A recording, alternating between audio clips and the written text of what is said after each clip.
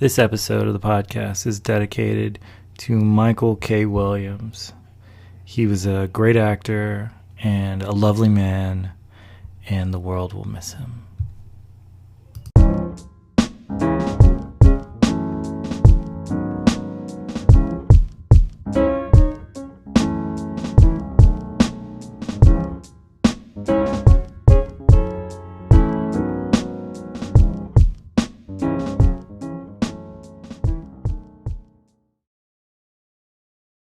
Bienvenidos. Welcome to Painter Files podcast. I'm your host, Jaws Blake, as you well know. We're going to talk about some stories today, just about kind of like art and growing up and doing all these things. I hope you enjoy, and let's get going. I always think one of the most interesting things about being a painter and doing all these things is like the things that inspire you. Because I think people always ask you, like, what got you started and all these things, but they don't really ask, what's currently inspiring you. And surprisingly to some people, my answer is oftentimes books. I read a lot of books. But I read a lot of old books in addition to a lot of new books. And they're not really like psychology or psychiatry or history and stuff like that. Like, I do read those, but my favorite books are actually fiction. And so I read a lot of kind of science fiction and like historical fiction and things like that. And one of the books I read last year was Lovecraft Country. And they made a TV adaptation of it, which was Michael K. Williams. And he was in it as like the dad. And I just really liked how he portrayed like a gay black man. Like, you don't see that very often of prominent actors portraying someone who could be vulnerable. Like, we always play kind of like tough people, but we don't play, and not to say that gay men can't be tough, because that's a strange misconception that I think culturally black people oftentimes need to kind of see that those roads intersect with one another. I think there's a ingrained fear of something different or anything making us kind of come off as like vulnerable. And I feel like he really did a great job of that, where he was this vulnerable man who was still very tough. He was living in a time of segregation and all these other things. And so you learned a lot from that, from like his character and like the show and the book and all these things. And yeah, like, I think painting, a lot of times you have to learn to be vulnerable, but you also have to kind of be strong enough to stand up for what you're putting out.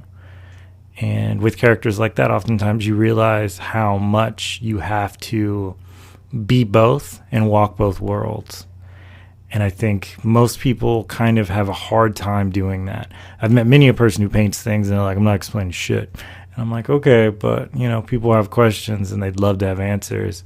And they see the world in this very kind of monolithic direction.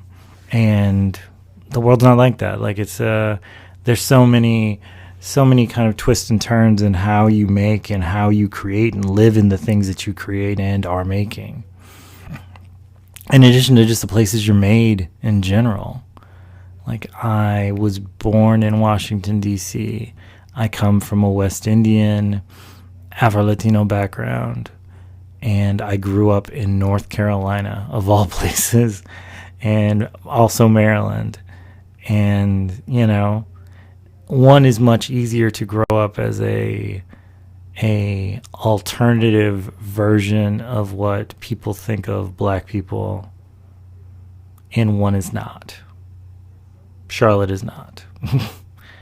And so you kind of have to learn to be tough, but also, if you want to just be alive as a person, you have to at some point be vulnerable. And I think in a lot of times that has kind of constructed the artwork to be all the different ways that it was, and then eventually the way that it is. Like, I've done so much with my inner voice to make it my outer voice.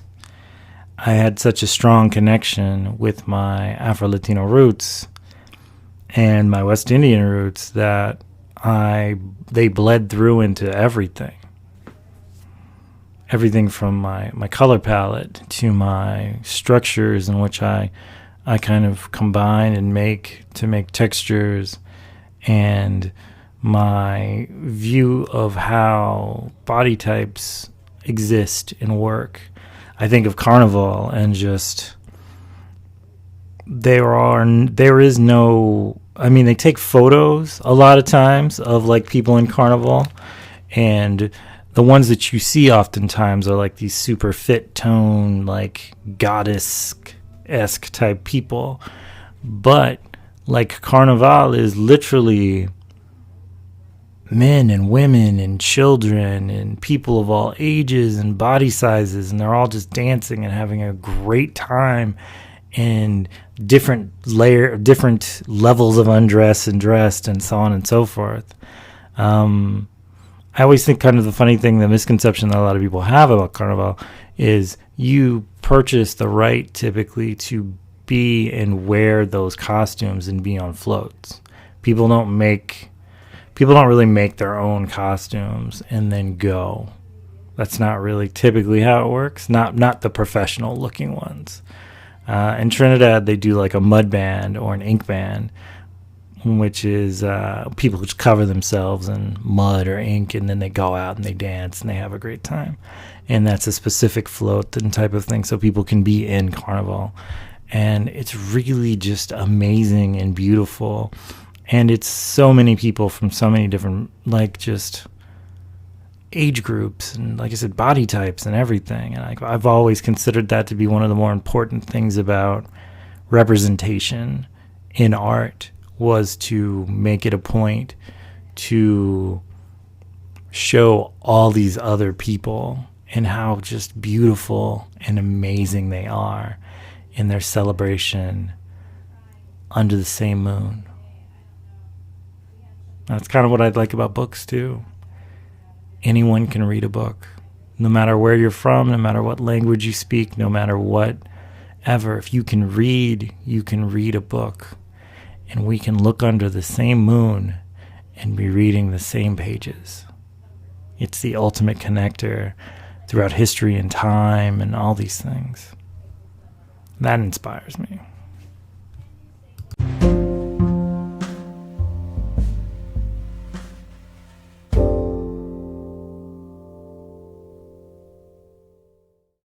Hola, guerreros. This is Jaws Blake from the Painterfile Podcast. Have you ever thought about how you're going to start your own podcast? When I was getting this off the ground, I had so many questions. Like, how do you record an episode? And where do you store it? And how do you get a background music that's not copywritten? And how does your show get up on, like, Apple and Spotify and, like, just everything? It's very complicated. But the thing is, it's not complicated. A friend of mine introduced me to Anchor, and I've just really been in love with it ever since. I love it. It's very easy to download. I went to the Apple Store, or you can go to any major kind of app store, and I just downloaded it. And then it was very seamless and beautiful. And ever since, I've just kind of been on a roll. I love what it's done for me and the confidence it's given me to just kind of speak my mind and be part of the podcast community. Anchor's got a variety of so many different type of podcasters from all over the world and all the different languages. So by all means, please go check it out. This is Jaws Blake saying, Painter out. Ciao. I ran into my big brother, best friend, Netararu, today.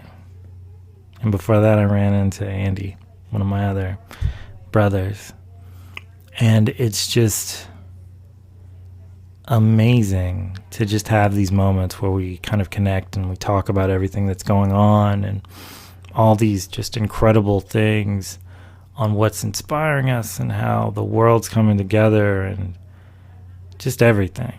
Shout out to Jamal too, saw him.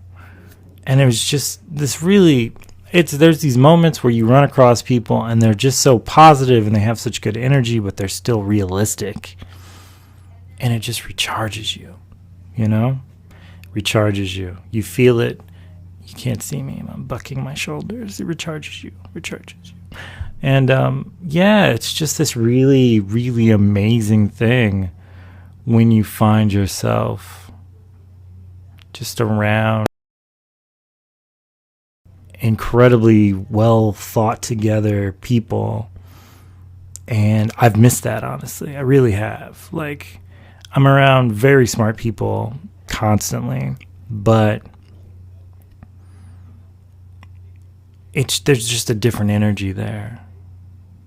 They're great, and I love them, and they're wonderful. But yeah, it's nice to see those people who, like, they get up in the morning and they have this regiment that they do, and you just feel like, if I could just get up that early, I could be as productive and as amazing as they are. And I love that. I love that. One of my favorite things in the world is to just kind of peek into the worlds in which these people are in and go, that's just beautiful. So shout out to y'all. Thank you so much for just being a part of my life, honestly. I can't believe the book is selling so well. It's crazy. We've already sold so many copies. I was going to mail some out today, but then I remembered it was Labor Day. And everything is closed. So I got to do it tomorrow morning. So it's fine. I'll do it tomorrow before I go to work. But it was just so funny. I'd forgotten what day it was. But I'm so happy about the book selling. Oh my goodness. I had a fear. I mean, it's a typical fear I have, but I had a fear that I'm just going to put this out. And because it's not exactly what I've always done as far as artwork goes, that it was going to be rejected. And then a voice hit me and said, these people love you. And they love the stuff that you make. Why on earth would they reject you?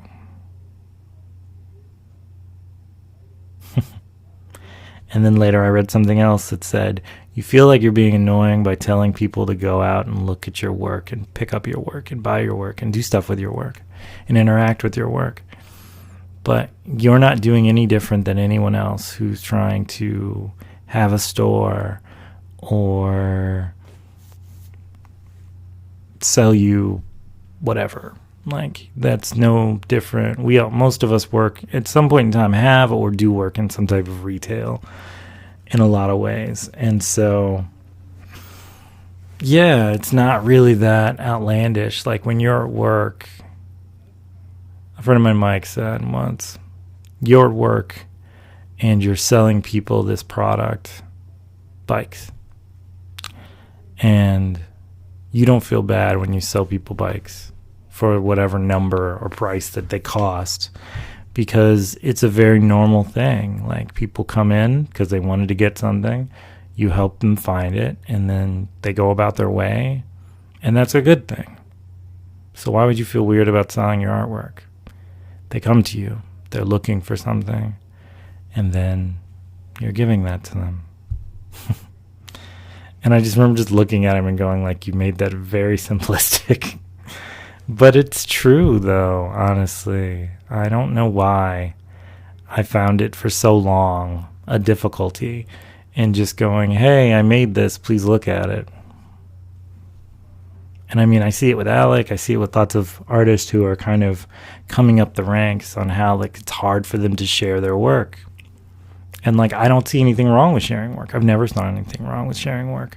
But for some reason, asking people to buy a book that I made, an art book, for some reason feels like I'm being, like, extra weird and needy.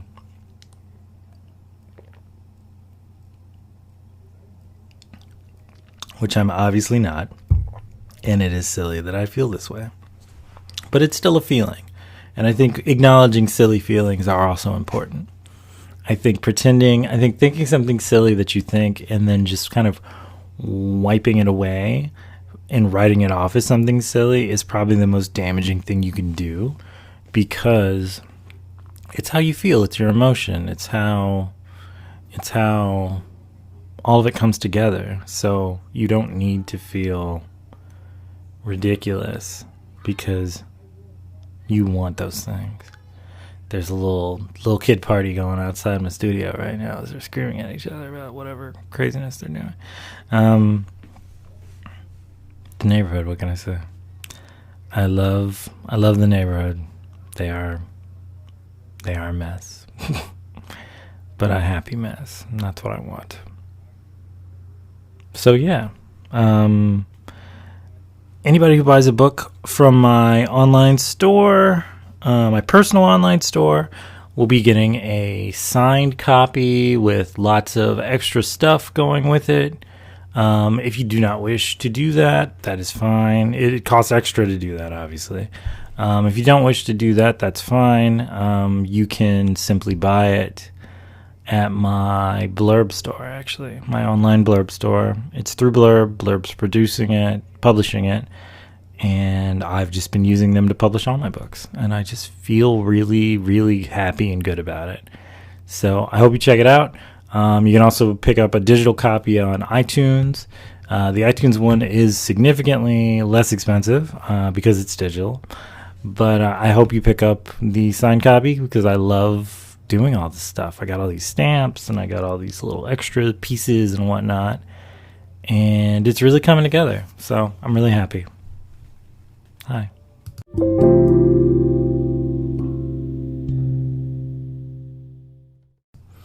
So for those who've been following me on Instagram, I have been telling the story of Astrocorn. Astrocorn's like this weird little comic strip I drew a while back, like years ago. And I just had so much fun with it. And I thought about it, and I thought about sharing it.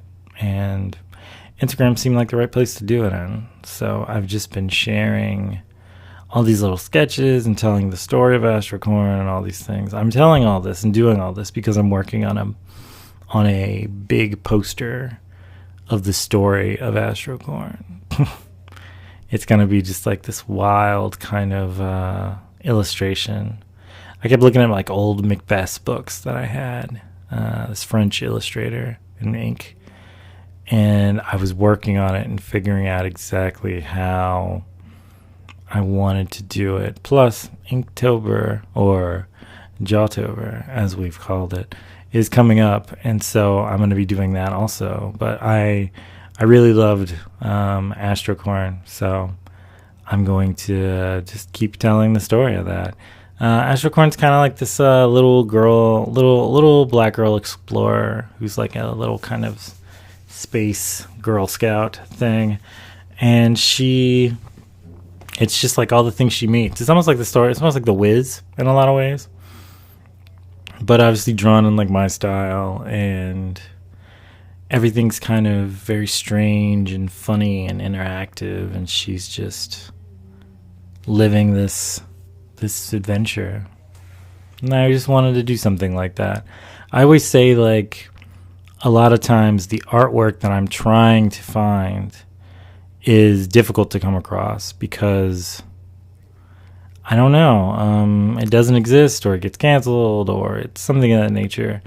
And so I want to see Wes Anderson like stories, but with people of color. I want to see these interesting kind of Matilda, The Wiz, Guillermo del Toro films with lots of representation in them. And I feel like I'm getting there. And I'm just really happy about it. So I'm sharing little bits and pieces as I'm working on a much bigger and more kind of amazing piece that I want to share. And I'll probably make a poster of that and sell it too, honestly. It's always weird when you're like doing your book, because like the book I'm trying to sell, but I'm also making new things and working on things in addition. And so I don't want to stop trying to get people interested in the book. But at the same time, I'm also not trying to step away from what I'm trying to do. So I have been restudying Spanish, actually. I've been studying Spanish pretty nonstop for the last 2 months. Well, sorry, 4 months. And yeah, it's interesting. It's difficult because, I was studying Portuguese for so long, and there was definitely like pronunciation differences and spelling differences. And then there's the factor that like I know like Venezuelan and Dominican Spanish. I don't know the Spanish that they're teaching, so the pronunciations are different, and just there's a lot of stuff that's going into it. But I feel pretty good, actually. My comprehension is really, really, really good, and I'm pretty proud of that. So yeah, I'm just doing Duolingo. I actually spent money, so I'm in Duolingo Pro, so I can have all these extra programs, and I have all these extra type of things that I can do. And I'm really happy about it, actually. My mom and I keep going back and forth, which is kind of funny. And then I've got my friend Elton, and also Alex speaks really good Spanish. And, we all habla español. So, and, as an Afro-Latino, I feel it's kind of important that I can read Spanish and stuff like that. Even though, I come from Portuguese, Spanish, like background, Afro background. So it's kind of interesting. But I'm learning a lot, actually. I feel really proud about it, and I feel like yeah, I could really I could like bust out some stuff, which is nice. Especially when I run across people who don't really speak really good English. Like I'm better able to help them and have conversations, and just it makes me happy. It makes me happy to feel closer to all these things. I love being able to read like old things people wrote about, like Frida Kahlo and stuff like that. Like when she died, she had them lock her baño, her bathroom, and for 15 years. And her husband, Diego Rivera, who was also a painter, then kept it locked for another, I think, like 57 years. And it's just been kind of opened up, and they're looking inside, and they're finding all these like really interesting like details of stuff that were paintings of hers that she had in there, and they were just locked away all this time. And if you go to Mexico, you can actually go into her home. It's a big blue home, and check everything out. I don't know if you can do it right now because of COVID, obviously, but it's just it's really, really beautiful, and quite effective in its stunningness.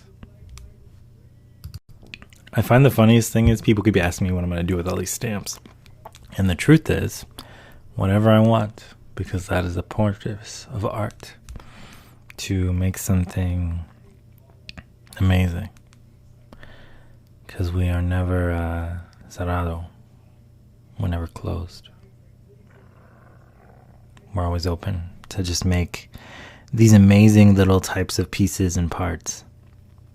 And so I'm always open. So I collect things and I put them in my studio, and then I come back to them and I use them.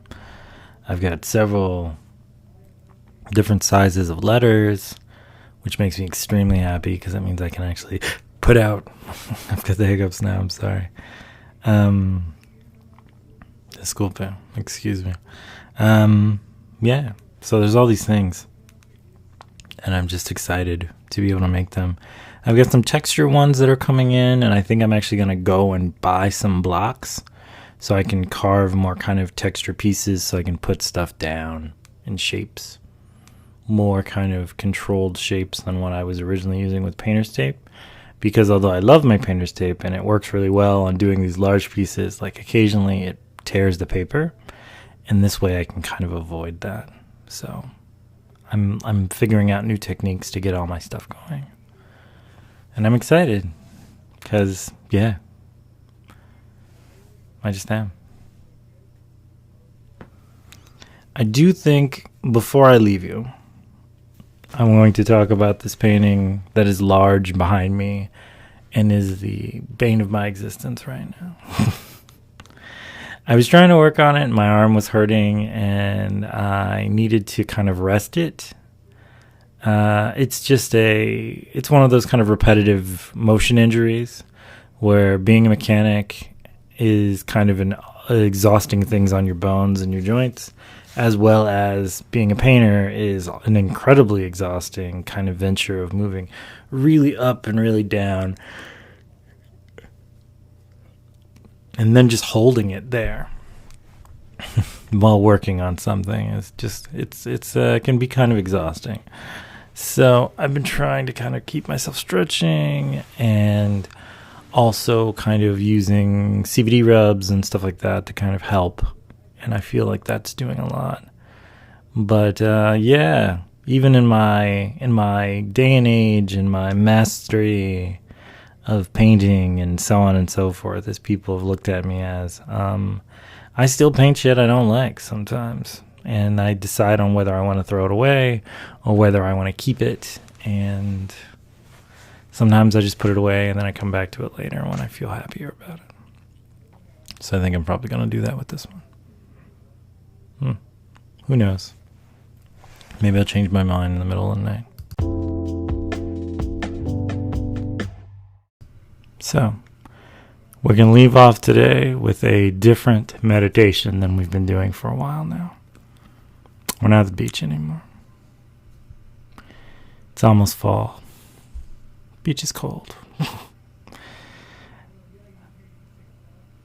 I'm so ridiculous. All right. Let's work on our breathing. Inhale, deep. Exhale. I want you to continue doing this at your own pace. I like to do it to the point where my lips feel a little numb from exhaling. Just a subtle kind of... It's when the relaxation really hits for me. So close your eyes.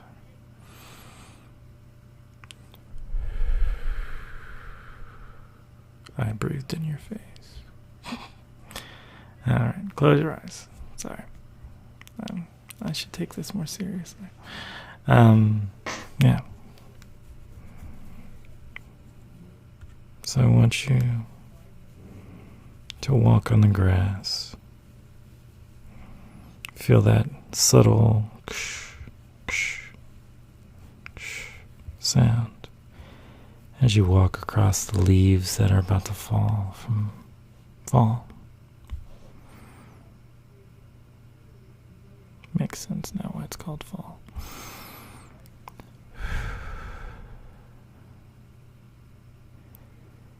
And you're going to walk up to this bench where I'm sitting there. I got my arm halfway over the back of it on one side, and stretched out on the other on the top. And I want you to come sit down beside me.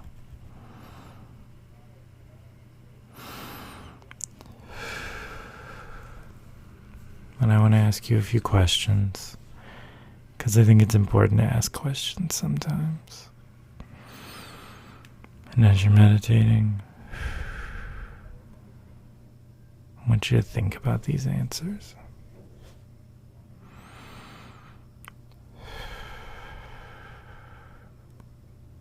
How are you doing today? On a scale of 1 to 5. I'm going to say I'm probably at a 3, average.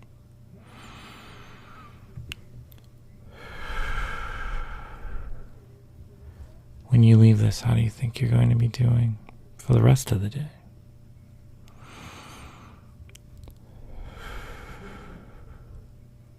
Probably a 4.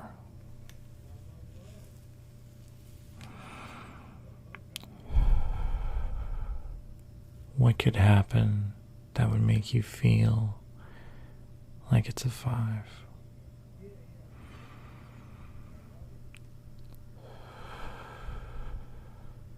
For me, if the weather was a little colder, I could wear one of my cardigans, like my gold cardigan. And it gives me this sense of comfort, like a little kid. Reminds me of like during the winters and the falls when my mom would take me to the grocery store. And I was a very little kid with a lot of hair. And I would get cold in the frozen food section. And my lips would turn blue. So she used to always carry a coat for me in the car, even during the summer. Because I get cold so easily. I'd be shivering, freezing. And I'd literally probably only be in the aisle for maybe 20, 30 seconds top. But I'd be freezing and just hating it. Which is funny because I love the cold now. But at that time, I was not a fan.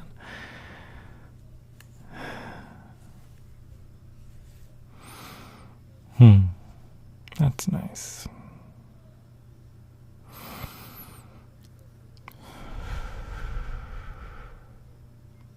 When's the last time you remember being at a complete 5?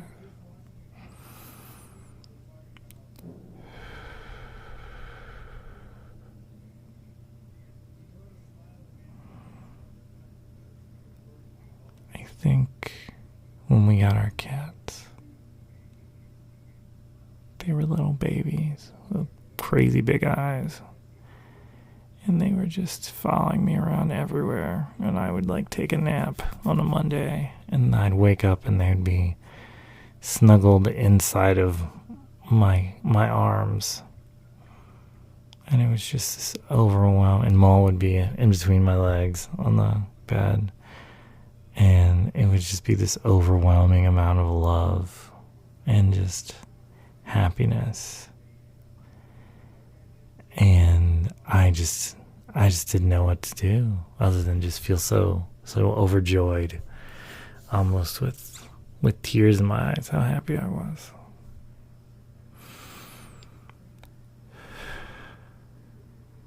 I think in a lot of ways we're chasing a 5 when a 4 would be great. A 2 is horrible. A 1 is abysmal. So I'm going to ask you a final question in our meditation. And that is, if you need help in any way because you're going through something, please reach out. It doesn't have to be to me. It could be to anyone else who you deem someone you can trust and someone you feel will just be there for you. I think a lot of people in the last year or so have been really down in the dumps, and they haven't had really a place to voice that because they feel like they need to be strong. And sometimes the need to be strong can be so overwhelming that you forget to just remember that time in your life when you were just happy for something silly. Because you can't get back there. I want the best for you, Galeras. I always will. You are my familia. My chosen familia. And I think sometimes those are the more important people who you keep up with in your lives. So I love you. I hope you're well. And I will see you again in a short period of time. There was a side episode that came out yesterday. It was like a dream episode. So if you get a chance, check that out. As always, please like and subscribe and all that stuff. Leave a comment. 5 stars. Naturally. Because we're amazing. And I'll see you soon. I love you, Galeras. Painter out. Ciao.